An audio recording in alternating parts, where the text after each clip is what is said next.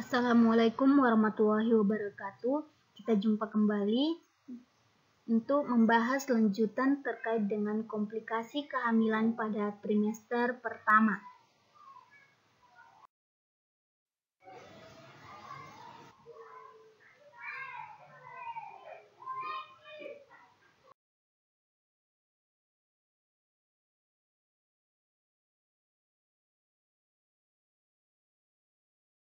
Yang ketiga, abortus.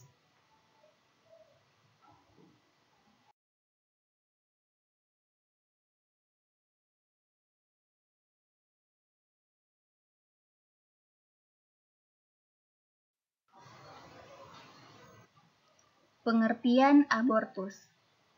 Abortus adalah berakhirnya suatu kehamilan oleh akibat-akibat tertentu atau sebelum kehamilan tersebut berusia.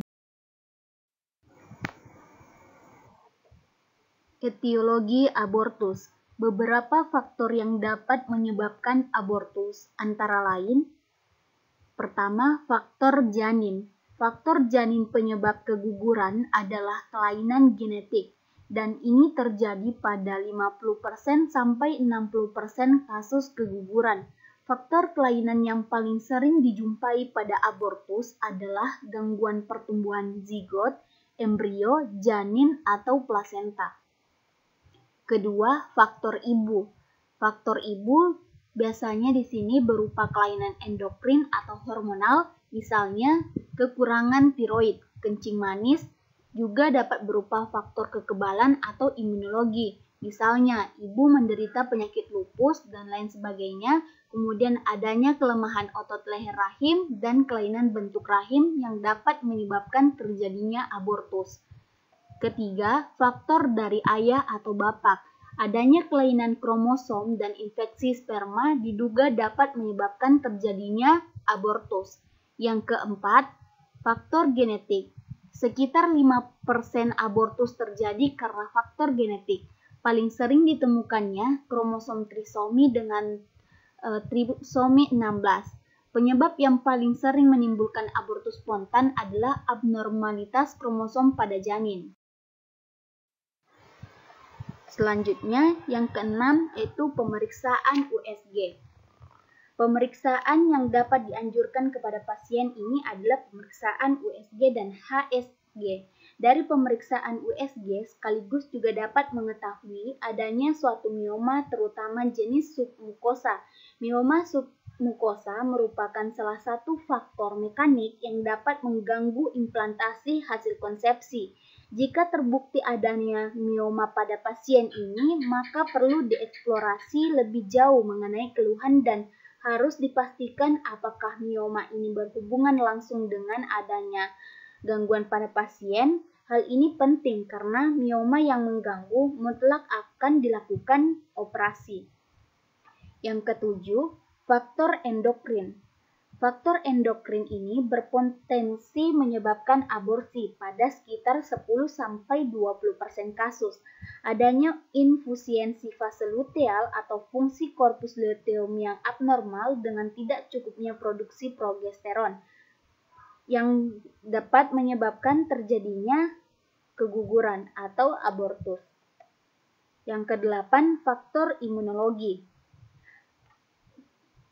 Faktor imunologi yang telah terbukti signifikan dapat menyebabkan abortus spontan yang berulang, antara lain antibodi antinuklear, antikoagulan lupus, dan antibodi kardiolip. Adanya penanda ini meskipun gejala klinis tidak tampak dapat menyebabkan abortus spontan yang berulang. 9. Faktor nutrisi. Faktor nutrisi yang terjadi pada ibu yang kekurangan gizi umumnya sangat berat memiliki kemungkinan paling besar menjadi predisposisi atau penyebab terjadinya abortus. Meskipun demikian, belum ditemukan bukti yang menyatakan bahwa defisiensi salah satu atau semua nutrien dalam makanan merupakan suatu penyebab abortus yang penting. Tapi dapat dilihat di sekitar bahwa ibu yang yang kekurangan nutrisi, maka akan mudah atau rentan terjadinya keguguran atau kekurangan nutrisi pada bayinya. Jenis-jenis abortus: abortus spontan, abortus provocatus, abortus medicinalis, abortus criminalis, unsafe abortion, dan abortus imminens. Selanjutnya ada abortus incipiens, abortus complete incomplete, missed abortus, dan abortus habitualis. Berikut adalah penjelasan masing-masing dari macam-macam abortus. Yang pertama, abortus spontan. Abortus spontan yaitu abortus yang terjadi secara alamiah. Yang kedua, abortus provocatus. Abortus provocatus adalah abortus yang disengaja, baik dengan obat-obatan maupun alat abortus. Yang ketiga, abortus medicinalis. Abortus medicinalis yaitu abortus karena tindakan kita sendiri dengan alasan bila kehamilan dilanjutkan dapat. Yang keempat, abortus criminalis. Abortus criminalis yaitu abortus yang disengaja karena tindakan-tindakan yang tidak legal atau tidak berdasarkan indikasi medis. Yang kelima, unsafe abortion. Unsafe abortion adalah upaya untuk terminasi kehamilan muda, di mana pelaksanaan tindakan tersebut tidak mempunyai. Keenam, abortus imminens, yaitu terjadi perdarahan bercak yang menunjukkan adanya ancaman terhadap kelangsungan suatu kehamilan. Dalam kondisi seperti ini, kehamilan masih mungkin berlanjut atau dipertahankan, ditandai dengan adanya perdarahan bercak hingga sedang.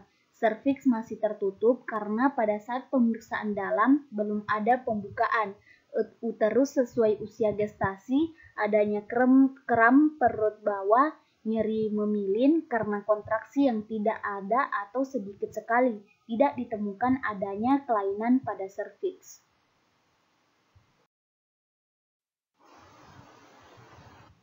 Ketujuh, abortus incipiens.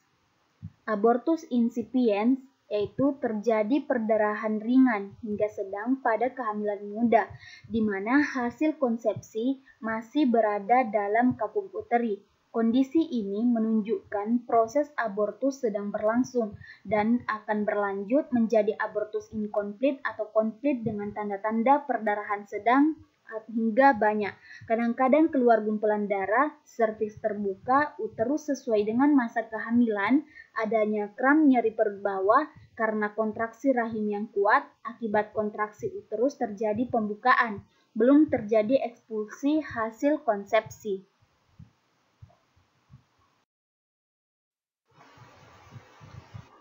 Kedelapan, abortus incomplete. Abortus incomplete adalah perdarahan pada kehamilan muda di mana sebagian hasil dari konsepsi telah keluar dari kafum uteri melalui kanalis serviks yang tertinggal pada desi 2 atau plasenta, ditandai dengan adanya perdarahan sedang hingga banyak, dan setelah terjadi abortus dengan pengeluaran jaringan perdarahan berlangsung secara terus-menerus, serviks terbuka karena masih ada benda dalam uterus yang dianggap corpus allium, maka uterus akan berusaha untuk mengeluarkannya dengan mengadakan kontraksi. Tetapi kalau keadaan ini biarkan lama, serviks akan menutup kembali. Uterus sesuai dengan usia kehamilan, kram atau nyeri perut bagian bawah, dan terasa mulus-mulus, adanya ekspulsi sebagai hasil konsepsi. Yang kesembilan, abortus komplit.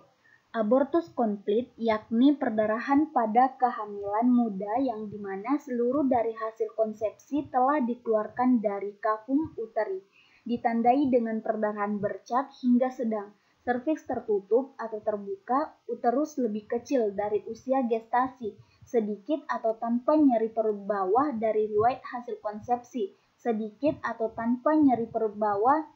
Pada abortus komplit, perdarahan segera berkurang setelah isi rahim dikeluarkan dan selambat-lambatnya dalam 10 hari perdarahan berhenti sama sekali.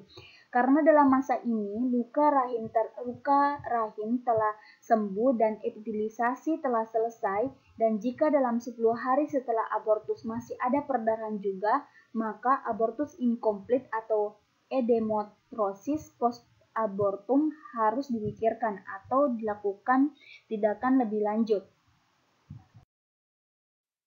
Ke-10, mised abortus. Mised abortus adalah perdarahan pada kehamilan muda yang disertai dengan retensi hasil konsepsi yang telah mati hingga 8 minggu lebih. Dengan gejala dijumpai aminoreh, perdarahan sedikit yang berulang pada permulaannya, serta selama observasi fundus tidak bertambah tinggi, malahan bertambah rendah. Kalau tadinya ada gejala kehamilan belakangannya menghilang, diiringi dengan reaksi yang menjadi negatif pada 2-3 minggu sesudah fetus mati, serviks tertutup, dan ada darah sedikit. Sesekali pasien merasa perutnya dingin atau kosong. Yang ke-11, abortus habitualis. Abortus habitualis suatu keadaan di mana penderita mengalami keguguran berturut-turut 3 kali atau lebih. Adapun penanganan dari abortus, secara umum penanganan dilakukan sebelum melakukan penanganan secara khusus atau spesifik. Lakukan penanganan awal terlebih dahulu yang terkena abortus antara lain. Pertama, lakukan penilaian secara cepat mengenai keadaan umum pasien, termasuk tanda-tanda vital seperti tekanan darah, nadi, suhu, dan pernafasan. Kedua, kita periksa tanda-tanda syok, seperti adanya pucat, berkeringat banyak, pingsan, tekanan sistoliknya itu kurang dari 90 manometer Hargentum, nadinya lebih cepat dari 112 kali per menit. Yang ketiga, jika dicurigai syok, segera mulai penanganan syok. Jika tidak terlihat tanda-tanda syok, tetap kita pikirkan kemungkinan kondisinya itu dapat menjadi memburuk. Yang keempat, jika dengan keadaan syok atau terjadi syok pada pasien, kita pikirkan kemungkinan terjadinya kehamilan ektopik terganggu. Dan setelah itu kita pasang infus, kemudian setelah diketahui abortus apa yang terjadi, lakukanlah penanganan yang spesifik sesuai dengan abortus yang terjadi tersebut.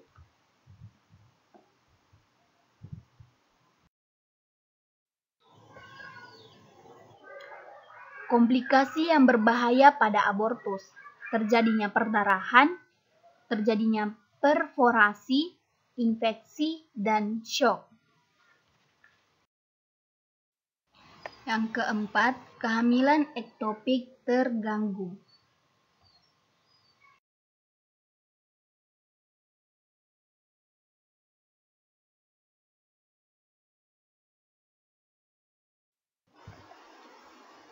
Pengertian kehamilan ektopik terganggu. Kehamilan ektopik adalah kehamilan yang terjadi bila sel telur dibuahi atau berimplementasi dan tumbuh di luar endometrium atau kavum uteri, menurut ilmu kebidanan pada tahun 2002. Etiologi atau penyebab dari kehamilan ektopik terganggu. Etiologi KET telah banyak diselidiki, tetapi sebagian besar penyebabnya tidak diketahui atau belum diketahui. Tiap kehamilan dimulai dengan pembuahan telur di bagian ampula tuba, dan dalam perjalanan ke uterus, telur mengalami hambatan sehingga pada saat nidasi masih di tuba. Klasifikasi kehamilan ektopik terganggu ada 5: kehamilan tuba, kehamilan heterotipik, kehamilan ovarial, kehamilan servikal, dan kehamilan abdominal.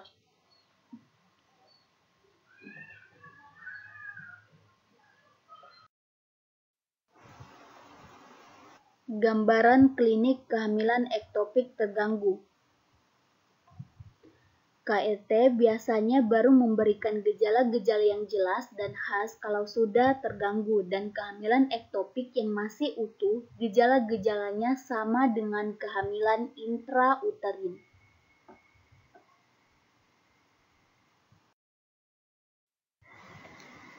Berikut gejala-gejala dari kehamilan ektopik terganggu.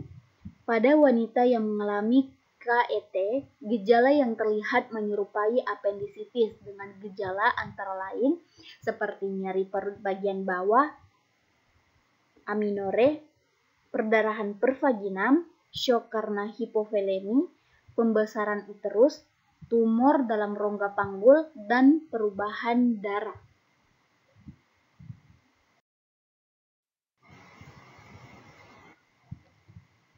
Adapun penanganan dari kehamilan ektopik terganggu, diantaranya penanganan KET pada umumnya adalah laparotomi. Dalam tindakan demikian, beberapa hal harus diperhatikan dan dipertimbangkan dalam kondisi penderita pada saat itu. Keinginan penderita apa, akan fungsi reproduksinya, lokasi kehamilan ektopiknya di mana, bagaimana kondisi anatomi rongga pelvisnya, kemampuan teknik badan mikrodokter operator, dan kemampuan teknologi fertilisasi in vitro setempat.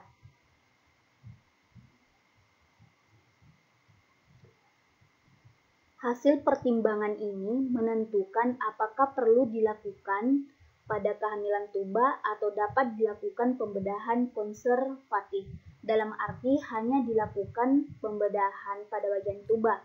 Apabila kondisi penderita buruk, misalnya dalam keadaan shock, lebih baik dilakukan yang namanya salpingectomia.